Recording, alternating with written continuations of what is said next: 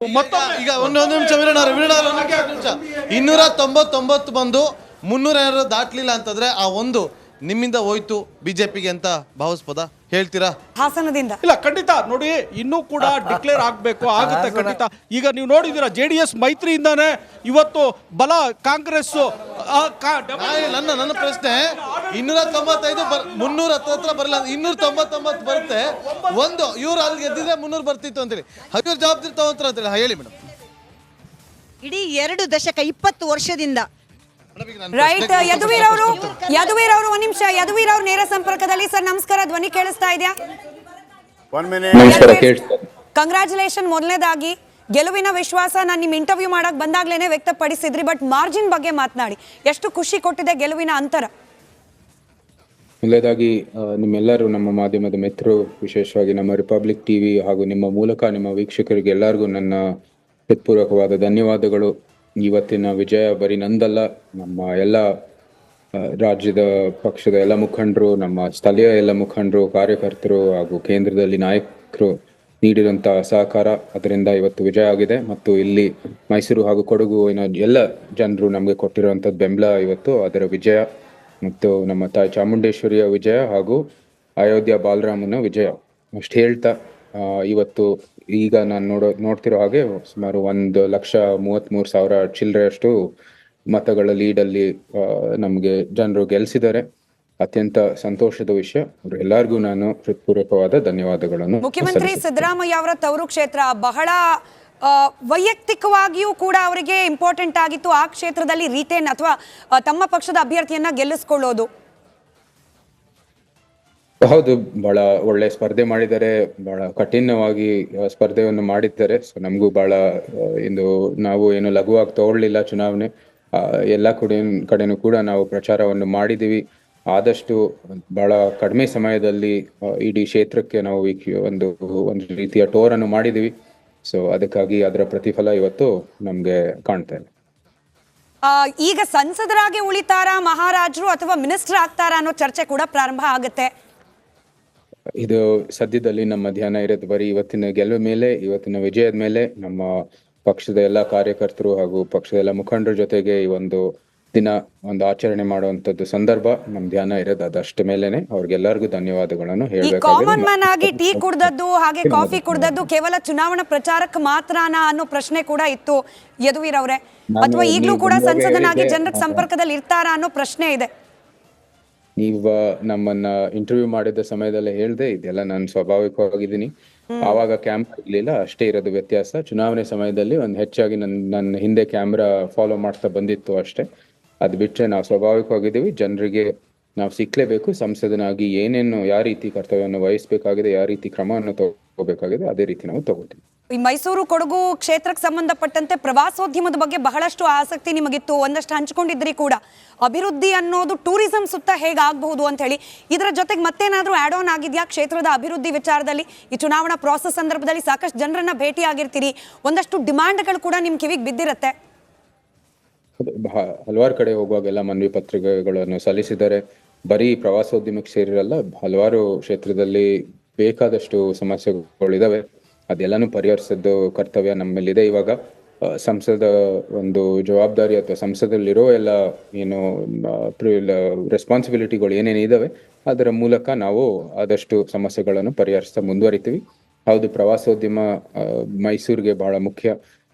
ನಮ್ಗಾಗ್ಲೇ ಪ್ರವಾಸೋದ್ಯಮದ ಬೇಕಾದ ಸ್ಥಳಗಳಿದೆ, ಅದ್ರ ಜೊತೆಗೆ ಬೇಕಾಗಿರೋ ಸೌಲಭ್ಯಗಳು, ಅಭಿವೃದ್ಧಿಗಳನ್ನು ಜನರು ಅವ್ರ ಸಹಕಾರವೊಂದಿಗೆ ಕೊಡ್ತೀವಿ. ಈ ಪ್ರಶ್ನೆಗೆ ನೀವು ಹೇಗೆ ಉತ್ತರಿಸ್ತಿರೋ ಗೊತ್ತಿಲ್ಲ, ಬಟ್ ಪ್ರತಾಪ್ ಸಿಂಹ ಅವ್ರು ಇದ್ದಿದ್ರೆ ಗೆಲ್ತಾ ಇರ್ಲಿಲ್ವಾ? ಯದುವೀರ್ ಅವರಿಗೆ ಟಿಕೆಟ್ ಕೊಟ್ಟಿದ್ದಕ್ಕೆ ಗೆಲುವಾಯ್ತಾ ಅನ್ನೋದು ಕೂಡ ಚರ್ಚೆಗೆ ಒಳಪಡ್ತು. ಅದು ನಾವು ಇವತ್ತು ಅಭ್ಯರ್ಥಿ ನಾನು ಆಗಿರೋದ್ರಿಂದ ಅದು ನಾನು ನಿಜವಾಗ್ಲೂ ಹೇಳಕ್ಕಾಗಲ್ಲ. ಬಹುಶಃ ಇಲ್ಲಿ ಮೈಸೂರು ಒಂದು ಬಿಜೆಪಿಯ ಭದ್ರಕೋಟೆ ಆಗಿದೆ. ಸೊ ಅದಕ್ಕಾಗಿ ಬಿಜೆಪಿಯ ಅಭ್ಯರ್ಥಿ ಗೆಲ್ಲುವಂಥದ್ದು, ಈ ಸಂಘಟನೆ ಬಹಳ ಗಟ್ಟಿಯಾಗಿದೆ. ಸೊ ಬಿಜೆಪಿ ಅಭ್ಯರ್ಥಿಗಳು ಗೆಲ್ಲುವಂಥದ್ದು ನಾವೆಲ್ಲರೂ ಕೆಲಸವನ್ನು ಮಾಡ್ತಾ ಇದ್ದೀವಿ. ಸೊ ಆ ನಿಟ್ಟಿನಲ್ಲಿ ಅಭ್ಯರ್ಥಿಗಳು ಗೆಲ್ಲುವಂಥದ್ದು ಬಿಜೆಪಿಯ ಸಂಘಟನೆಯ ಒಂದು ವಿಜಯ. ಸರ್, ಒಂದು ಕ್ಯೂರಿಯಾಸಿಟಿ ಕೇಳ್ತಾ ಇದ್ದೀನಿ. ನೀವು ಮತ್ತು ಪ್ರತಾಪ್ ಸಿಂಹ ಮುಖಾಮುಖಿ ಆದಾಗ ಏನ್ ಮಾತಾಡ್ತಾ ಇದ್ರಿ? ಇನ್ನು ಮಾತಾಡ್ತಿದ್ದಿಲ್ಲ. ಅವರು ಒಂದ್ ಸ್ವಲ್ಪ ಚುನಾವಣೆ ಸಮಯದಲ್ಲಿ ಸಲಹೆಯನ್ನು ಕೊಡ್ತಾ ಇದ್ರು, ಯಾವ ರೀತಿ ಮುಂದುವರಿಬೇಕು, ಯಾವ ರೀತಿ ಏನು ಎಚ್ಚರಿಕೆಯಿಂದ ಏನೇನು ಇರಬೇಕು, ಯಾಕಂದ್ರೆ ಹೊಸ ಅನುಭವ ನನಗೂ ಕೂಡ. ಸೊ ಅದರಲ್ಲಿ ಎಲ್ಲರೂ ಬಹಳ ಸಹಾಯವನ್ನು ಮಾಡಿದ್ದಾರೆ. ಅಲ್ಲ, ನಿಮ್ಗೊಂದು ಫೀಲ್ ಆಗಲ್ವಾ, ಇದು ಅವರ ಸೀಟ್ ಆಗಿತ್ತು, ಅವ್ರಿಗೆ ಸಿಗಬೇಕಾಗಿತ್ತು, ಆ ಸಂದರ್ಭದಲ್ಲಿ ನಿಮಗೆ ಅಂದ್ರೆ ಒಂದು ಏನು ಅನ್ಸಲ್ವಾ ಅಂತ? ಯಾವ ಕ್ಷೇತ್ರನೂ ಕೂಡ ಯಾರ ಸೀಟೂ ಅಲ್ಲ, ಇದು ಜನರು ತೀರ್ಮಾನ ಮಾಡುವಂಥದ್ದು. ಪ್ರತಿ 5 ವರ್ಷಕ್ಕೂ ಕೂಡ ನಾವು ಬಂದು ಜನರ ಜೊತೆ ಅವರ ಬೆಂಬಲದೊಂದಿಗೆ ನಾವು ಅವರ ಪ್ರತಿನಿಧಿ ಆಗ್ಬೇಕು. ಯಾರ ಸೀಟನ್ನು ಕೂಡ ಯಾರ ಕ್ಷೇತ್ರ ಆದ್ರೂ ಕೂಡ ಬಿಜೆಪಿ ಈ ಬಾರಿ ಬಹುಮತ ಪಡೆದಿಲ್ಲ, ಅಂದ್ರೆ 272 ಪಡೆದಿಲ್ಲ, ವೆರಿ ಫಸ್ಟ್ ಟೈಮ್. ಇದು ಒಂದ್ ರೀತಿಯಲ್ಲಿ ಸಾಕಷ್ಟು ಚರ್ಚೆಗೆ ಗ್ರಾಸವಾಗ್ತಾ ಇದೆ. ಪ್ರಧಾನಿಗಳು ಕೂಡ ಚೇಂಜ್ ಆಗ್ಬೋದು ಅನ್ನೋಂಥ ಮಾತುಗಳು ಕೂಡ ಬರ್ತಾ ಇದೆ ಅಂತ ಒಂದು ಲೆಕ್ಕಾಚಾರಗಳು. ಯಾಕಂದ್ರೆ ಒಂದ್ ವೇಳೆ ಬಹುಮತ ಸಂಪೂರ್ಣವಾಗಿ ಬಿಜೆಪಿಗೆ ಬರದೇ ಇದ್ರೆ ನರೇಂದ್ರ ಮೋದಿ ಅವರು ಅದನ್ನು ಒಪ್ಕೊಳ್ಳೋಕೆ ಸಾಧ್ಯವಿಲ್ಲ, ಅವರ ಈ ಹಿಂದಿನ ಎಲ್ಲ ಹಿನ್ನೆಲೆಯನ್ನು ಗಮನಿಸಿದಾಗ ಅಂತ ಹೇಳಿ. ನಿಮ್ಗೆ ಏನು ಅನ್ಸುತ್ತೆ? ಕಳೆದ 10 ವರ್ಷದಲ್ಲಿ ಪ್ರಧಾನಮಂತ್ರಿ ಅವರು ಮಾಡಿರೋ ಕೆಲಸ, ಅಭಿವೃದ್ಧಿ, ಸಮಾಜ ಸೇವೆ, ಸಮಾಜ ಉತ್ತಮಗೊಳಿಸುವುದು ಕೆಲಸ ಎಲ್ಲ ಮಾಡಿರೋದು ಇವತ್ತಿನ ಫಲಿತಾಂಶ ಅದಕ್ಕೆ ಸಾಕ್ಷಿಯಾಗಿದೆ. ಇಷ್ಟು ಬಂದಿರೋ ಸೀಟನ್ನೇ ಅವರು ಮಾಡಿರೋ ಕೆಲಸಕ್ಕೆ ಕಾರಣ. ಸೊ ಅದಕ್ಕಾಗಿ ಅವರು ಪ್ರಧಾನಮಂತ್ರಿ ಆಗೇ ಆಗ್ತಾರೆ ಅಂತ ನನ್ನಲ್ಲಿ ವಿಶ್ವಾಸ ಇದೆ. ಅದ್ರ ಜೊತೆಗೆ ಹೌದು, ನಾವು ನಿರೀಕ್ಷೆ ಮಾಡಿರೋ ಫಲಿತಾಂಶಕ್ಕೂ ಇವತ್ತಿಗೂ ವ್ಯತ್ಯಾಸ ಇದೆ. ಆದ್ರೆ ಅದು ನಾವು ಒಂದ್ ಸ್ವಲ್ಪ ರಿಯಾಲಿಟಿ ಚೆಕ್ ಮಾಡ್ಕೋಬೇಕಾಗಿರೋದು ಬಹಳ ಮುಖ್ಯ. ಓಕೆ ಸರ್, ಈಗ ನೀವು ಗೆದ್ದಿರೋದು ಒಂದು ರಾಜಕೀಯ ಲೆಕ್ಕಾಚಾರ ಪ್ರಕಾರ ಏನಾಗತ್ತೆ ಅಂದ್ರೆ ಮುಖ್ಯಮಂತ್ರಿಯ ತವರು ಅಲ್ಲಿ ಸೋಲಾಗಿದೆ ಅಂತೇಳಿ. ಓಕೆ, ನಿಮಗೆ ಸಿದ್ದರಾಮಯ್ಯನವರ ಬಗ್ಗೆ ನಿಮ್ಮ ಅಭಿಪ್ರಾಯ ಏನು? ಮೈಸೂರಿನವರಾಗಿ 2 ಬಾರಿ ಮುಖ್ಯಮಂತ್ರಿಯಾಗಿ ಅದೆಲ್ಲ ಮೈಸೂರಿನವರಾಗಿ ನಾವು ಹೆಮ್ಮೆ ಪಡುವಂಥದ್ದು. ರಾಜಕೀಯ ಕ್ಷೇತ್ರದಲ್ಲಿ ಅವರ ವೃತ್ತಿ ಜೀವನದಲ್ಲಿ ಅವ್ರು ಏನೇನು ಸಾಧಿಸಿದ್ದಾರೆ ಅವರೆಲ್ಲರೂ ಅದ್ಯಾರು ತೆಗಿಯೋಕ್ಕಾಗಲ್ಲ. ಅದು ಅವ್ರ ಸಾಧನೆಗಳು ಸದಾ ಶಾಶ್ವತವಾಗಿರುತ್ತೆ. ಆದ್ರೆ ಒಂದು ರಾಜಕೀಯ ದೃಷ್ಟಿಕೋನದಲ್ಲಿ ಅವರು ಆಪೋಸಿಷನ್ ಅಲ್ಲಿ ಇದ್ದಾರೆ.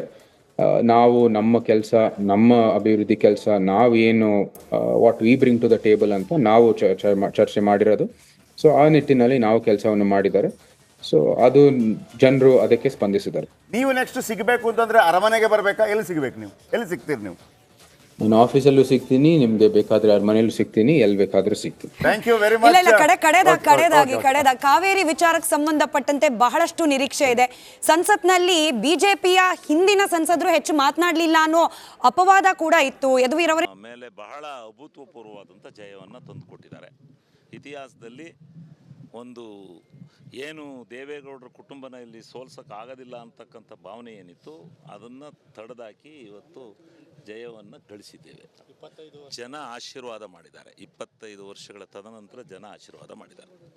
ನಮ್ಮ ಮುಖ್ಯಮಂತ್ರಿಗಳಾದ ಸಿದ್ದರಾಮಣ್ಣ, DK ಶಿವಕುಮಾರ್ ಅವರು ನಮ್ಮೆಲ್ಲರ ಮೇಲೆ ವಿಶ್ವಾಸ ಇಟ್ಟು ನಮ್ಮ 2ನೇ ವರ್ಗದ ನಾಯಕರು ಏನಿದ್ದೀವಿ ನಾವು ಎಲ್ಲ ಹಾಸನ ಜಿಲ್ಲೆನಲ್ಲಿ,